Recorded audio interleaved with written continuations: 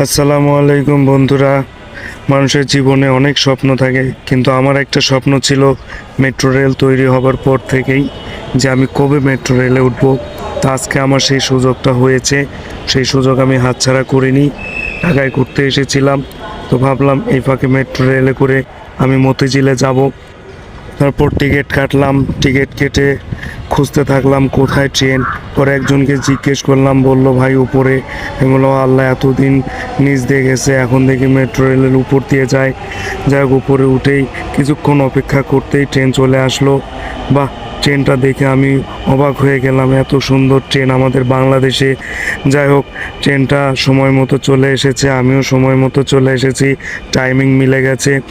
গাড়ি থামলো, থামার পরে দরজা দেখে মনে হলো ও আল্লাহ, তো আলী বাবার 40 চোরের দরজা, খোল যা সিম সিম বলতেই মনে মনে বলতেই দরজাটা খুলে গেল। তারপর দরজা খুলে যাওয়ার পর ভেতরে উঠলাম, গাদাগাদি দেখলাম, অনেক মানুষের ভিড়, সবাই মেট্রো রেলেই যাতায়াত করে, এটা বুঝে গেলাম। এত কিছু উন্নত হবার পরও সিটের সংখ্যা অনেক কম ছিল। যাই হোক, সিট না পেয়ে আমি দাঁড়িয়েই থাকলাম। সবাই অনেকেই দাঁড়িয়ে ছিল, আমিও দাঁড়িয়ে দাঁড়িয়ে সবার দিকে তাকাতে থাকলাম। যাই হোক, এই সময় এরম করতে করতে স্টেশন চলে আসলো। তারপর মতিঝিলে নেমে গেলাম। নামার পর এখন আমি বের হব কোন দিক দিয়ে, রাস্তা খুঁজতে থাকলাম। না, রাস্তা খুঁজে পাচ্ছি না। পরে মনে হলো, আচ্ছা এটা তো 2 তলা, আমি তো ভুলেই গিয়েছিলাম।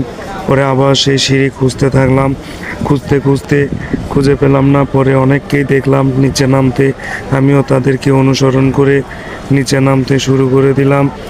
আবার সেই লিফট ধরে নিচে নামতে নামতে নামতে নামতে আবার দেখি সিরিয়াল।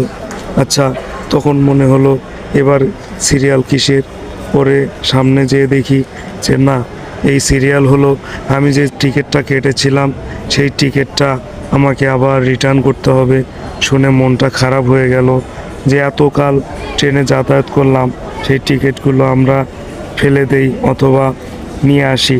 কিন্তু এখানে মেট্রো রেলের সিস্টেমটা হলো যে টিকিটটা আমি কেটেছিলাম, সেই টিকিটটা গন্তব্য স্টেশনে নামার পর আবার বের হবার সময় এটা সেই এটিএম বুথের কার্ডের মতো, হ্যাঁ, সেই বক্সের ভেতরে ঢুকিয়ে দিতে হয়, তারপর বের হয়ে যেতে হয়।